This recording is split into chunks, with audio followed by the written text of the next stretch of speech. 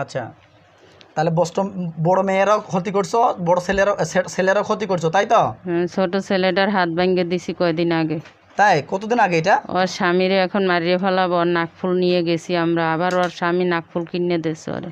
আচ্ছা আচ্ছা আচ্ছা, তোমরা তাহলে চাচ্ছ যে তোমরা ওকে পুরো ফ্যামিলিটাকে নষ্ট করবা? মেরে দেব। মেরে দেবা? আচ্ছা, মেরে দিয়ে তোমাদের লাভটা কি হবে? তোমাদের জিনেদের লাভটা কি হবে এটা বলো? আমাদের লাভ আছে, আমার ওস্তাদের কথা আমাদের সার্থক করতে হবে। তোমাদের ওস্তাদের কথা তোমাকে শুনতেই হবে?